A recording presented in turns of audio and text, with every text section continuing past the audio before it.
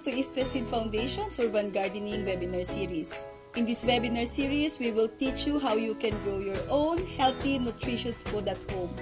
My name is Joyce, and in today's episode, we will be sharing ideas on planting materials for your home garden. So, you want to plant. What will you use for planting material? Your plant can start from seed or through vegetative propagation.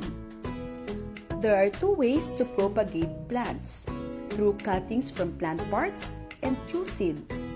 When planting from cutting or plant parts, also called asexual propagation, the new plant is identical to the original plant, like a clone. When planting from seed, also called sexual propagation, you get a new combination of genes and the new plant may be different from its parents. Asexual propagation is the reproduction of plants without the use of seeds. Instead, the leaves, stems, and/or roots of the mother plant are used to make a new plant. This is also called vegetative or cutting propagation. Cuttings are the most common form of vegetative propagation. Examples of crops that are asexually propagated are strawberries, cassava, sweet potato, garlic, ginger, and potato. There are many benefits of asexual propagation. Offspring are clones, genetically identical to parents. This method preserves unusual and valuable plant traits that may not pass with seeds. Examples of these traits are plant height, fruit shape, fruit color, and others. Used to reproduce plants that seldom flower or are sterile, can grow faster than growing an equivalent plant by seed. There are different methods which can be used for multiplication of various fruit plants. You may have heard of some of these terms before, like cutting, layering, grafting and budding, tissue culture, division and separation of stolon and runners, offsets, bulbs and corms, crown division. Here are examples of common vegetables planted through cuttings or kitchen scraps: talinum, swamp kangkong, luya, alugbati, luyang dilaw, and celery. Swamp kangkong stems can simply be placed into a container of water. Remove the leaves and stems you will use for cooking. Set the container of kangkong stems near a light source until the roots emerge. Change the water daily. When there are enough roots, you can transfer the kangkong to soil. Gradually expose to more sun over 3 days until it is used to full sunlight. Talinum and alugbati cuttings can be planted directly in soil. Water the container thoroughly before planting. Remove most or all of the leaves. Insert into the soil about 2 inches so they are firmly set in place. Set down in partial sunlight and water daily until leaves form. Gradually expose to more sun over 3 days until it is used to full sunlight. Here is our alugbati cuttings. We water the soil thoroughly, then insert the cuttings into the soil about 2 inches so they are firmly set in place. Set down in partial sunlight and water daily until leaves form. Gradually expose to more sun over 3 days until it is used to full sunlight. Two very useful plants to have in your home are ginger and turmeric.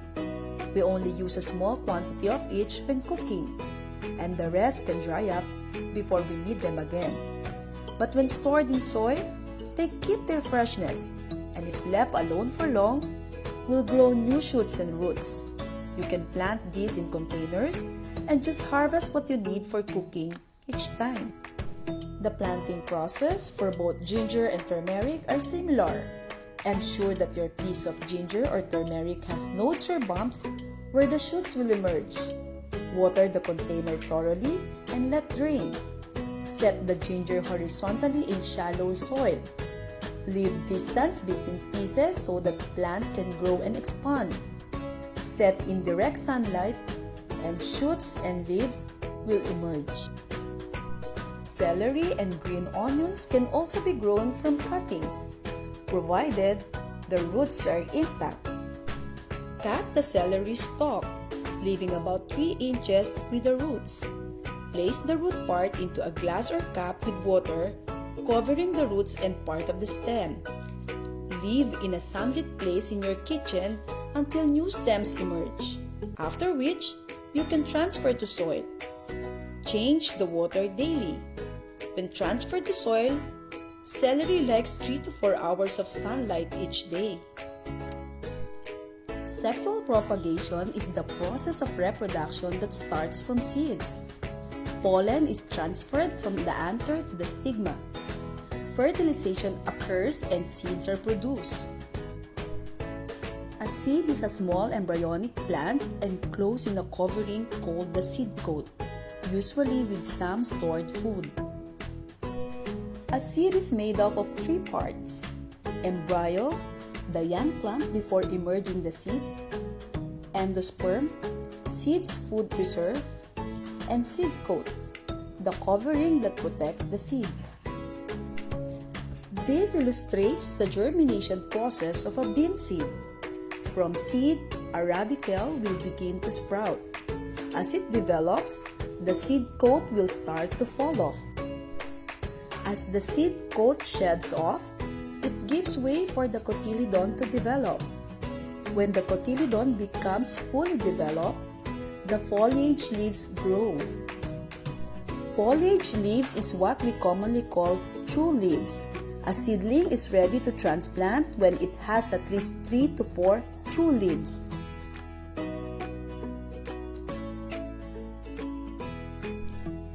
The open pollinated variety or OPV seeds is one in which pollination was carried out from the same parent plant. Self-pollinated seeds come from plants that accept pollen from within their own flower before it opens. An example is string beans or sitaw. Hybrid seeds are produced through controlled cross-pollination of 2 different varieties of plant within the same class to enhance certain plant or fruit features. Please note that seeds saved from both an open and self-pollinated variety can be used for planting in future. So if the tomato you're eating is open pollinated, you can use its seeds for planting and get the same quality of fruit. If you're eating a hybrid tomato, you can still plant the seeds, but may not get the same quality of fruit as the one you're eating. OP varieties are those varieties that are continuously propagated or maintained through open pollination of the same line or population. Similar product quality is maintained through the several generations of crop cycles. Open pollinated seeds cost less, and if taken from the kitchen, can cost nothing. However, if you've never planted an open pollinated variety before, you will not know its yield potential nor its resistance to diseases. OPV also has a slower response to fertilizer. You will have to gain experience from the crop you planted and determine if the outcome is sufficient for you, given your time and effort. We will now talk of hybrid seeds. Hybrid seeds are developed by cross-pollinations of 2 varieties of the same class. In this example, tomato. The resultant crop will have various combinations of the parent characteristics. This cross-pollination is repeated until we get seeds that reflect the desirable characteristics we are looking, and this becomes parent stock. Parent stock is planted in the field to grow the crop from which the F1 seeds come from. F1 is short for filial 1 or first generation. Some of the desirable characteristics we are looking for in the plant we grow are strong field performance, tolerance or resistance to certain pests and diseases, faster growth for early maturity, high yielding, and uniform quality fruits. These are made possible with hybrid seeds.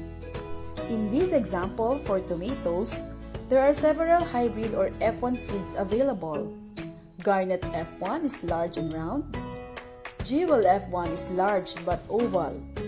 Diamante Max F1 is a smaller round but matures earlier. All three are resistant to bacterial wilt and tomato yellow leaf curl virus. Hybrid seeds give you a choice on the characteristics you want to have in your crop. And knowing what you are growing and what to expect with regards to maturity date and disease resistance will have an effect on your crop management practices. Hybrid seeds give you the opportunity to select the varieties your family likes to cook and eat, and get consistent fruits every time. If you plant the seeds of F1 fruit, you may not get the same fruit quality and size as the original. F2 or extracted seeds no longer give you the guarantee of uniform fruits, disease resistance, maturity date, or yield per plant you experience with F1. You have to buy new F1 seeds. You may have seeds that you save yourself from your garden, or you may have leftover seeds you purchased but didn't use. There are three things that affect the longevity of seeds: warmth, light, and moisture. If you store your seeds where they will encounter these three things, they will die. So keep them in an airtight storage container in a cool, dark place. And this will happen if seeds were not stored properly. Poor to no germination due to loss of seed viability. Poor to no germination due to loss of seed dormancy. Poor impression of the company that made the seeds. So to ensure that you are planting good seeds, make certain of a good seed storage. Check the expiration date before use and purchase only the seed quantity that you need in the near future within the given expiration date. To give you an idea of what the seed goes through before it gets to your farm or garden, here is a virtual tour of East West Seed Philippine seed production. East West Seed develops quality seeds that are suited for the climate and soil conditions in the Philippines. Our seeds go through about 5 years of research and development before a new variety is offered to gardener and farmers. When a new variety is developed, the parent seeds are given to our partner seed production farmers who grow and produce the seeds that eventually reach you. When the seeds reach our plant, these go through several procedures to ensure seed quality. The seeds are cleaned, pass through an air screen machine, and physical inspection.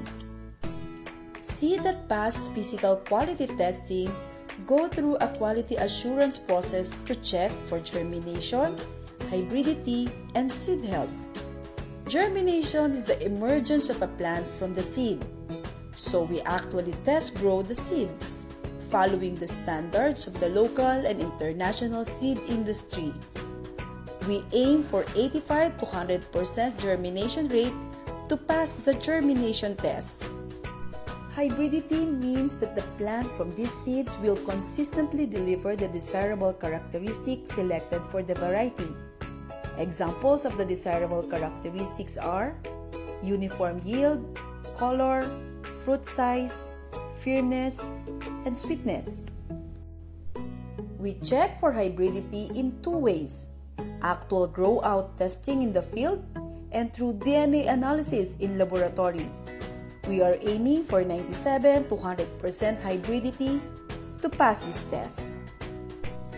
We also check for seed health using the latest technology to ensure our seeds don't carry any virus or fungus that can bring disease to your plant. The seeds are then dried in a climate-controlled chamber and stored in a commercial seed storage. The seeds are packed by machines into quality cancer pouches and stored in a warehouse, ready to go out to our dealers and outlets. I hope I've been able to share something new that makes a difference in your gardening journey. Thank Thank you for joining us in this webinar series, and we hope that you learned a lot. For more guides in growing vegetable, you may visit growhow.eastwithseed.com. To learn more about Eastwithseed's vegetable varieties, please download CropWiki EWS app on Google Play or Apple App Store. You can now order high-quality vegetable seed online from the comfort of your home. Visit Eastwithseed official Lazada store today. Bye for now!